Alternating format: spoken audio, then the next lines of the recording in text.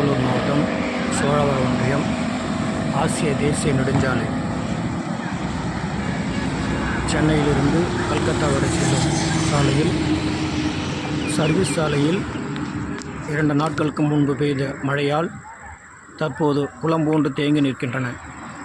இதன் வழியாக பல கிராமங்களுக்கு மக்கள் பாதசாரியாகவோ 2 வீலர் 4 வீலர் ஆடு மாடு குழந்தைகள் பள்ளிக்கு செல்லும் சிறார்கள் செல்லும் சாலையாக உள்ளன. ஒரு பொறுப்பின்றி கூட இந்த சாலையை அப்படியே வைத்திருக்கிறது நெடுஞ்சாலைத்துறை. இதன் வழியாக சற்று மழை கூடுதலாக பெய்தால் மக்கள் செல்ல முடியாத நிலைக்கு தள்ளப்படும்.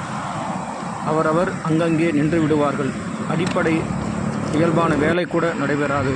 உடனடியாக சர்வீஸ் சாலையை சீர் செய்து நீரை வெளியேற்றி நிரந்தரமாக அந்த நீர் ஓடையில் ஓடும் வண்ணம் அமைத்து தருமா நெடுஞ்சாலைத்துறை.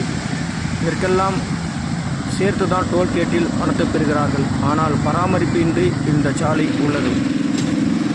சோழவரம் மற்ற கிராமங்களை இணைக்கும் இந்த சாலை மழையின் காரணமாக துண்டிக்கப்பட்டு தீவாக பல கிராமங்கள் சென்று விடுகின்றன. இதை கருத்தில் கொண்டு நெடுஞ்சாலைத்துறை, மாநில சர்க்கார், ஒன்றியம் அரசு கவனத்தில் கொண்டு இதை போக்க வேண்டும் என்று பொதுமக்கள், சமூக ஆர்வலர்கள் எதிர்பார்ப்பு.